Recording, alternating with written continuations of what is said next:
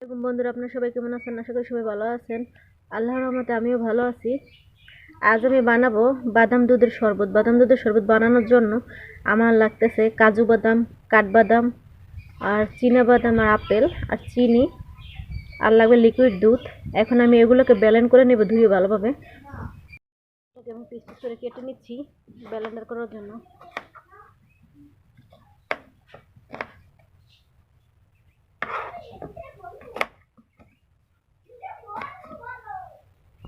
আপেলটাকে এখন কুচি কুচি করে কেটে নিয়েছি, এগুলো এখন ব্লেন্ডার করব।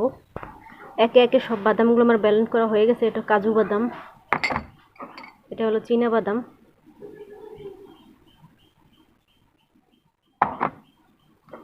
এটা হলো কাঠবাদাম, এটা হলো আপেল,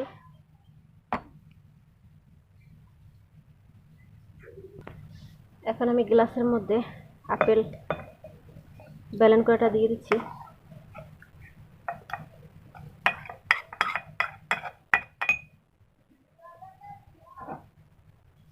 এখন আমি এতে দিয়ে দিব কাজু বাদাম,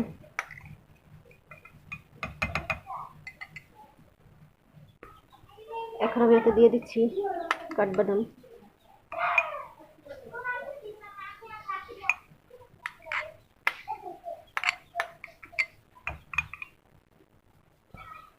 এখন আমি এতে দিয়ে দিচ্ছি চীনাবাদাম বাটা। চীনাবাদাম বাটাটা দিতে হবে, আপনার এই বাদামটা ভাজা বাদাম দিতে হবে, কাঁচা বাদাম দিবেন না, তাহলে একটা গন্ধ করবে। এতে লাগবে আমার আইস। এই বাদাম দুধের শরবতটা আমি বানাবো ঠান্ডা দুধ দিয়ে।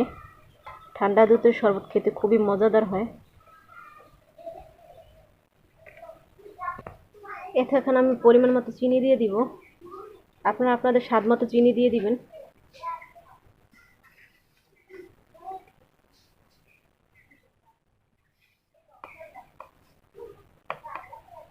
আমি একটু চিনি বেশি দিয়েছি। এখানেতে আমি 3 পিসের পরিমাণ মতো আইস দিয়ে দিব।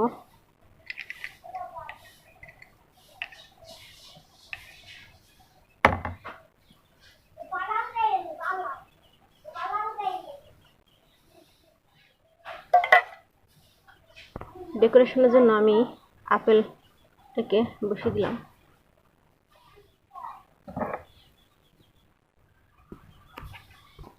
আপনারা চাইলে বানিয়ে ফেলতে পারেন ঝটপট, অল্প সময় অল্প খরচে বাদাম দুধের শরবত। আপনারা চাইলে এটার মধ্যে অ্যাড করতে পারেন খেজুর, নাশপাতি। আমি ওগুলো দেইনি। দেখেন কি সুন্দর একটা কালার হয়েছে।